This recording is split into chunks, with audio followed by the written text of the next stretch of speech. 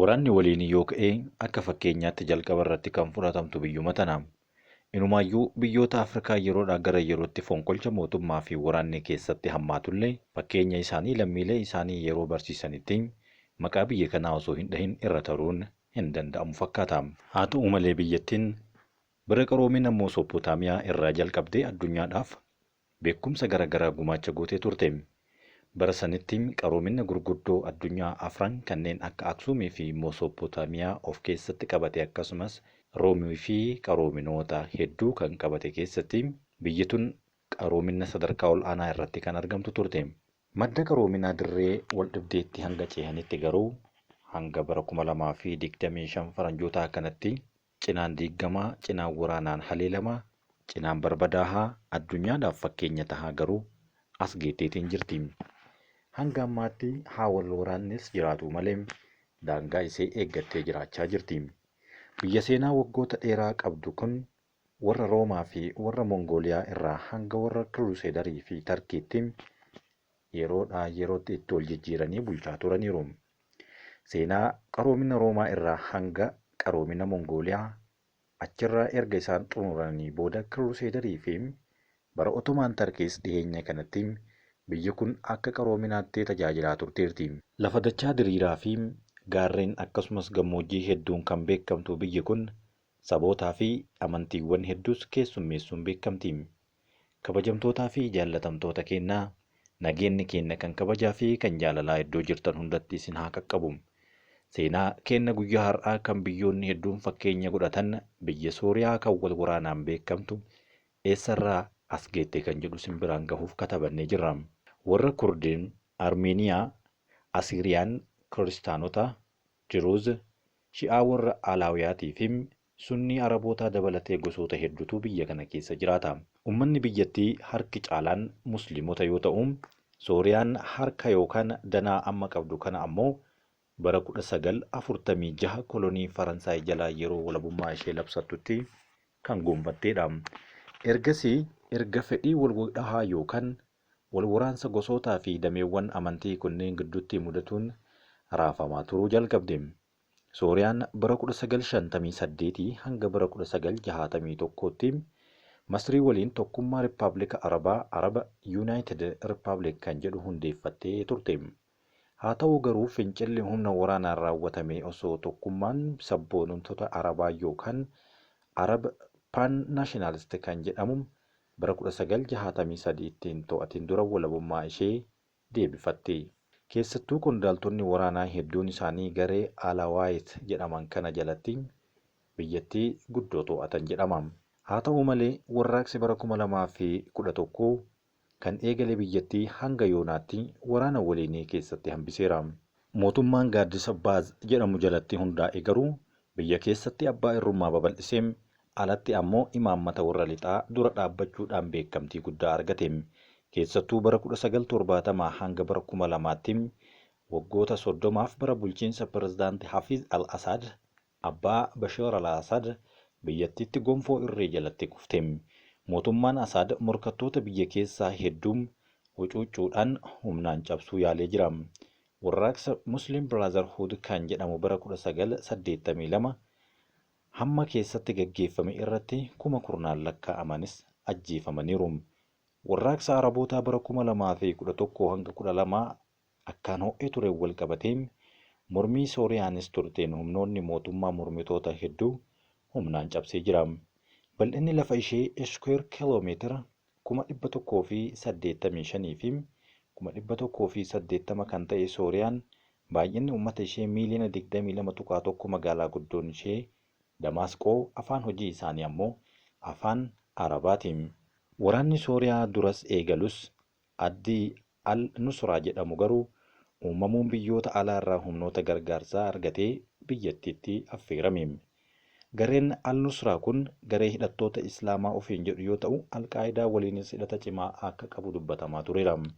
Hundeeffamuu garee kanaattuu walakkaa bara 2013 faranjootaatti humnoonni idil-addunyaa mormitoota deeggaran akka Sooriyaatti duulan isaan taasise. Kana hordofee mootummaan biyyattii akkasumas Hezbollaan Libaanos kan Iraaniin deeggaramu mormitoota irratti haleellaa cimsuu itti fufan. Duuba dacheen Sooriyaa bal'oon harka finciltootaatti kufte. Jihaadistoonni Islaamic State ofiin jedhan Sooriyaa fi biyya ollaa Iraaq keessatti dachee bal'ifatanii socho'uu, akka barbaadanitti bulchuu, akka barbaadanitti waraanuu jalqaban. Bara 2005 ammoo Raashaan maqaa hidhattoota IS rukutuu jedhuun lola Sooriyaa keessatti harka galfatte. Wayita kana biyyoonni lixaa finciltoota Asaadiin lola haleeluudhaaf seente jechuun Raashaa himatuu tokko jedhan. Waggaa booda bara 2016 Tarkiin lola Sooriyaatti kan makamte yommuu ta'u, garee finciltootaa deeggaruudhaaf loltoota ishee ergite. Kunis akka isaan hidhattoota IS fi Kurdi daangaa ishee irraa achi ittisaniif ta'uu ibsiti, garuu waan biraa ta'uus mala.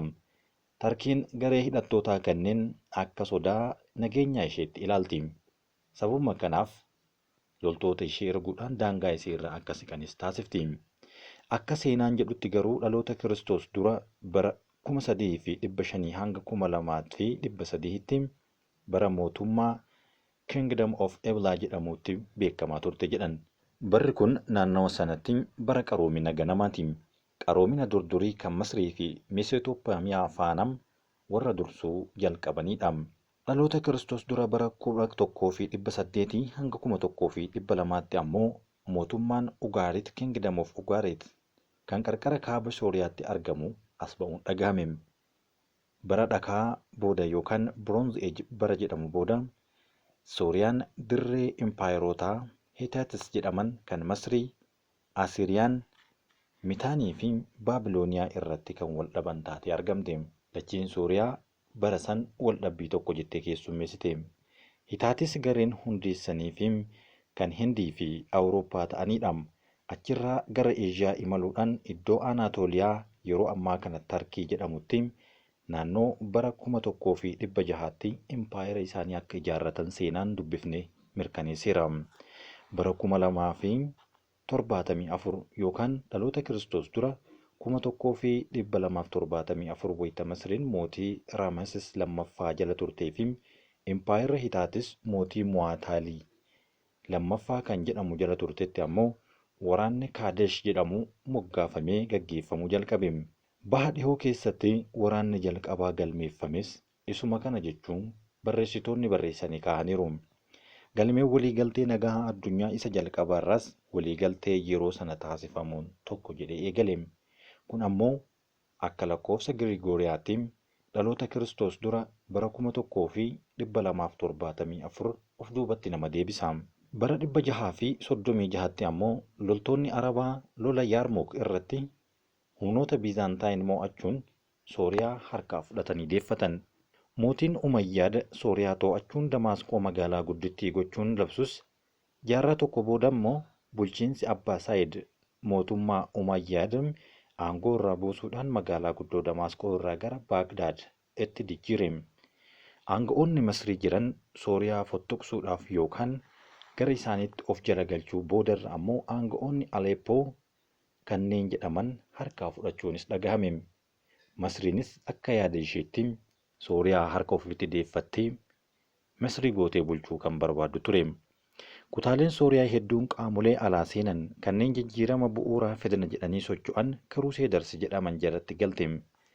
Dacheen Sooriyaa irra jireessi hundeessa bulchiinsa Ayyuubiid kan ta'e bulchaa warra Kurda Saalaah ad-Diin nama jedhamu jalatti kufte jedhama.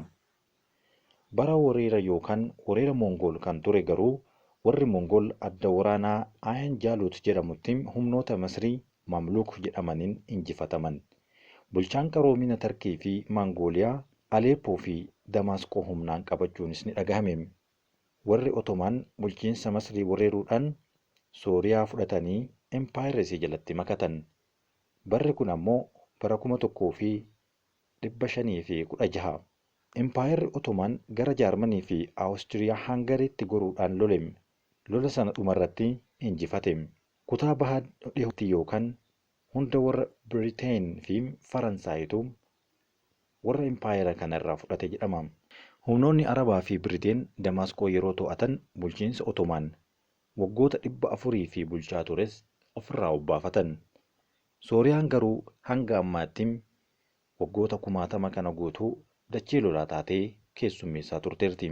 Qindeessummaa Sultaan Altiraash bulchiinsa jedhamuun fincilli Sooriyaa bulchiinsa Faransaay irratti kan eegale ammoo bara 1925 hanga 27tti. Faransaay waraana addunyaa lammaffaa irratti kufaatii wayita ishee mudatu Sooriyaa harka ergamtoota Faransaay keessatti kufte. Haalli kun hanga bara 1941tti humnoonni Biriteenii fi humnoonni Faransaay Free French Forces jedhaman Sooriyaa fi Libaanos bifa weeraraan bulchuu eegalanitti ture. Faransaay loltoota ishee baaftee achumaan Sooriyaan walabummaa ishee kan gonfatte ammoo bara 1946dha. Ergasii hanga bara 1960mootaa keessa siyaasni Sooriyaa tasgabbii hin arganne. Yeroo yeroodhaan fonqolchi gaggeeffamaa jalqabe. Masrii fi Sooriyaan wal ta'uudhaan Rippaabilika Arabaa kan hundeeffatan bara 1958 hanga 61tti ture. Ta'us garuu osoo hin milkaa'in hafuun dhagahame. Bara 1967tti Masrii, Joordaanii fi Sooriyaan waraana guyyaa 6 Six Day War jedhamu irratti Israa'eliin injifataman. Israa'el injifannoo sana hordofuudhaan iddoo gaarreen Golaan Heights jedhamu qabattee humnaan kan ofii godhatte. Hafiz al-Assad fonqolcha mootummaa aangoo kan qabate yommuu ta'u bulchiinsi isaa hacuuccaa fi dararaadhaan kan beekamudha. Humna waraanaa ijaarrachuudhaan hojii isaa ijoo ture. Sooriyaa fi Masrii wal ta'uun waraana biraa Israa'el irratti eegalan. Waraanni kun Yom Kippur War jedhama. Yoona kana kan waraanni Israa'el lafa duraanuu Sooriyaa harka jiru hedduu fudhachuudhaan hanga handhuura biyyattiitti seente. Sooriyaan warra waliinii Libaanos keessaa harka galfatte. Bara sanarraa eegalee waggoottan 13 humna waraanaa achi qubachiiftee turte. Siyaasa Libaanosis keessatti dhiibbaa guddaa uumtee turte. Warraaqsi Muslim Brotherhood jedhamuun hamma keessatti kan eegale yommuu ta'u waraana loltoonni biyyattii torbee tokkoof gaggeessaniin kan gufatee tarkaanfii fi humnoota mootummaan lammiilee nagahan hanga 40,000tti tilmaamaman lubbuu isaaniitti dhaban. Namni biyyattii waggoota 13 bulchaa ture Hafiz al-Assad yookaan abbaa Bashir al-Assad wayita du'an ilmi isaa Bashir al-Assad bakka bu'uudhaan aangoo tolaa argate. Aangoo tolaa jechuun kan dhaalmaadhaan namatti dhufuudha.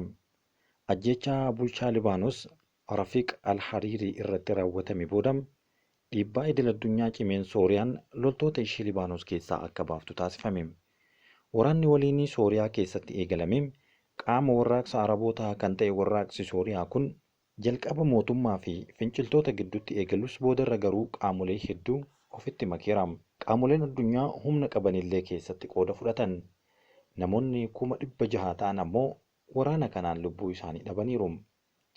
Humnoonni finciltoota Hayaat Tahrir al-Shaam warra jedhaman bara 2024 darbe kana keessatti saffisaan Damaasqoo to'achuun pirezidaantii Bashir al-Assad aangoo irraa kuffisan. Ofii garuu Bashir al-Assad akkamiin aangoo qabatee ture? Bashir al-Assad osoo bara 1994 obboleessi isaanii balaa konkolaataatiin hin duune silaa ogeessa fayyaa ijaa ta'anii hojii isaanii itti fufu ture jedhama.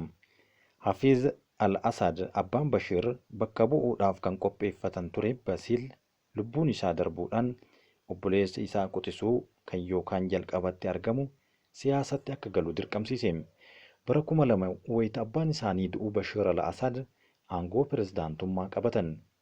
Wayita aangoo qabatanii hojii isaanii eegalan sanatti siyaasa bilisaa yookaan waan akeeku akkasumas riifoormii fi of eeggannoon guutame wayita eegalan ture jedhama. Hidhattoota siyaasaa gadhiisee oggura miidiyaa irraa salphisee falmii siyaasaa bakka argatuu fi yaada ofii bilisaan ibsachuun akkasumas siyaasa gosa garaagaraa hordofuudhaan akka jiraatus kan heeyyamedha. Garuu jijjiiramni kun biyyattii keessatti gurmuun adda addaa akka uumamu taasise. Loltoota ijaarrachuun baay'ate. Paartiin Baaz deebi'ee of bayyanachiise. Gareen bulchuu yookaan bicuu alaawitee jedhaman falmachuutti deebi'an. Bulchiinsi isaanii sochiin isaanii tasgabbii biyyattii yaaddoo keessa galche. Dhiibbaa guddaas uume. Bulchiinsa biyyattii cunqursaa fi hacuuccaa duraaniitti akka deebi'us karaa bane. Bashir al-Assad namoota 10,000 lakkaa'aman ajjeesuu, 10,000 kan lakkaa'aman hidhuu, gaafii malee mana hidhaatti hiriirsuun isaaf waan salphaa ture. Osoo kun jiru bara 2024 dhumarratti gareen Tahrir al-Shaam jedhamu dhufee aangoo irraa fudhachuun seenaa galmeesse. Bashir al-Assad yeroo ammaa kana Raashiyaatti kooluu galtummaadhaan baqatee argama.